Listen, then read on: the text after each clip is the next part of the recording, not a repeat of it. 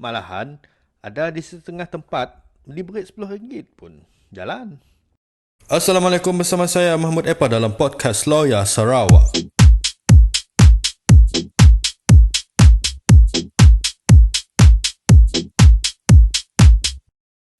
Rasuah atau nama samarannya sogokan, suapan, makan suap dan kod rahsianya pocket money, belanja kopi, belanja minyak, under table, commission, dapat atur, boleh rondeng, macam-macam lagi lah. Maksudnya masih sama, rasuah. Isu rasuah tu dalam kehidupan masyarakat kita dah jadi polemik yang si nampak jalan keluar ataupun jalan penyelesaian. Walaupun banyak pihak yang membangkitkan isu tu, baiknya agamawan, ilmuwan, negarawan, even rakyat biasa yang duduk kedai kopi pun bincang pasal tu. Semua macam curah air di daun keladi. Di mana silapnya, rasuah tu dah macam kanser dalam masyarakat kita. Adakah silap didikan, kurang kesedaran atau alasan keperluan? Apapun alasan, rasuah tetap jenayah dari sisi undang-undang. Malahan semua agama dalam dunia tu melarang penganutnya ngamal rasuah. Okey, apa yang saya nak tekankan tentang isu rasuah kali itu adalah rasuah politik. Di situlah permulaannya titik asal rasuah, yang mananya yang mendidik dan memberi peluang pada masyarakat kita untuk tahu selok-belok rasuah dan mempraktis secara terbuka. Kena saya madah macam ya. So, saya beri contoh. Biasanya benda tu berlaku masa PRU dan PRN. Okey.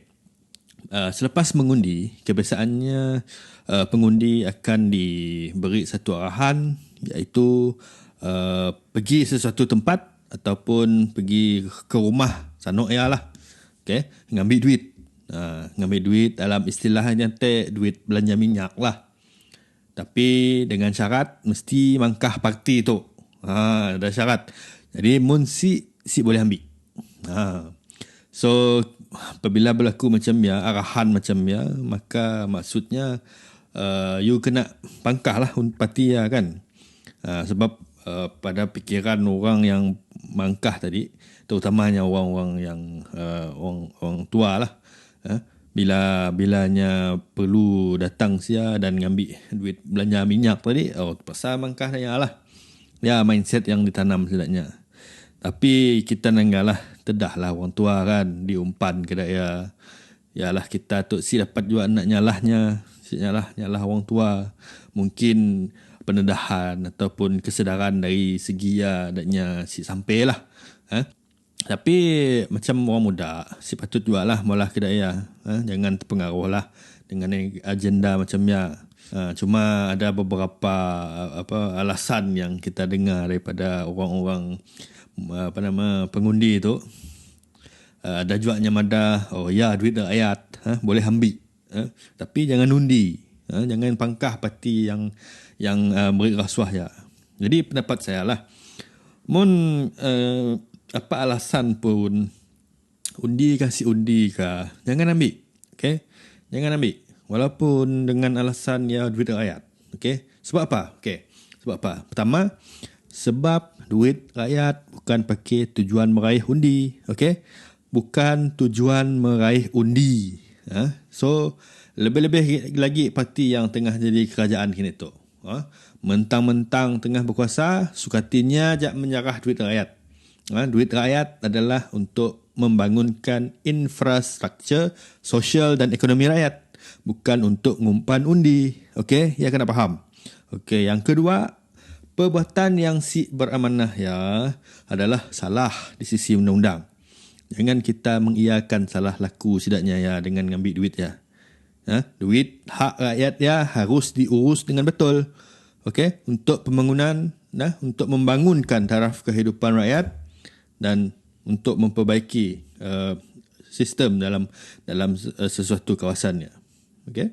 Yang ketiga, kita harus ajar calon yang nak jadi pemimpin kita ya, supaya setidaknya tahu kita rakyat tu bukannya bodoh, bukannya nilai kita tu RM50, bukan RM100, bukan RM200. Malahan ada di setengah tempat diberi RM10 pun jalan. Yalah, kita perlu ajarlah cukup-cukup calonnya dengan parti yang setidaknya berada ya, supaya nya tahu rakyat ada maruah, ada integriti. Bukan kita dinilai hanya dengan RM50, RM100 macamnya. Okay. Yang keempat, kita rakyat berhak mendapat nilai gaji RM100, RM200, even RM1,000 sehari pun. Tapi macam ni kita nak dapat. Sebab ialah penting tadi, pemimpin perlu menaik taraf kehidupan satu kawasannya untuk rakyat kawasannya. Okay? Bukannya beri RM100 yang masa hari ngundi aja dapat RM100 sehari ya. Apa bezanya kita dapat RM100 tiap-tiap hari dengan RM100 sehari aja? Kan banyak bezanya kan. Jadi kita kena suruh, kita kena ajar pemimpin ya, supaya adanya bekerja untuk kita dan dapat menyediakan prasarana ataupun infrastruktur yang dapat memberi peluang kita mendapat gaji RM100 sehari tiap-tiap hari. Jadi gaji kita dapat, bila dapat gaji yang lumayan, dapatlah kita ngurus hidup kita bagus-bagus. Cukup makan pakai, kita sakit dapat berbeli ubat kita, ubat yang okey sikit. Untuk bukan kata nak beli ubat, nak makan pun payah. Lebih-lebih lagi time pandemik macam tu. Ni tujuh pemimpin yang dipilih ya tek. Muka pun si garik gigi. Kata orang sejaya. So yang kelima, masa genting pandemik tu lah duit rakyat ya seharusnya disalurkan kepada rakyat.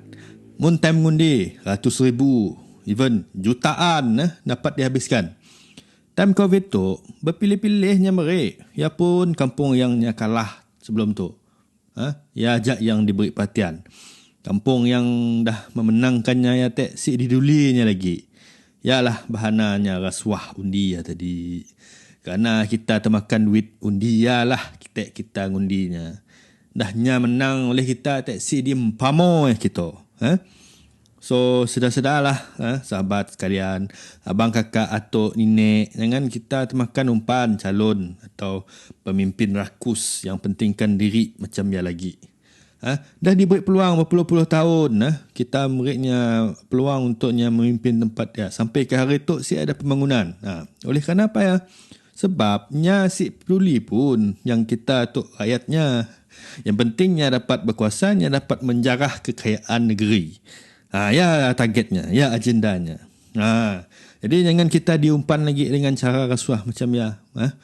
Sebab ialah permulaannya yang merosakkan bangsa kita selamat tu. Malah merosakkan agama kita. Jangan kita benarkan perkara rasuah tu berlaku lagi di next election akan datang lah. Malahan jangan benarkan teruslah rasuah yang diamalkan dalam kehidupan kita. Jadi pesanan ringkas dari saya, tolak rasuah, jangan undi parti yang merasuah undi. Kerana rasuah hidup rakyat sengsara. Kerana rasuah hidup rakyat derita. Rasuah perosak bangsa. Sekian. Assalamualaikum warahmatullahi wabarakatuh.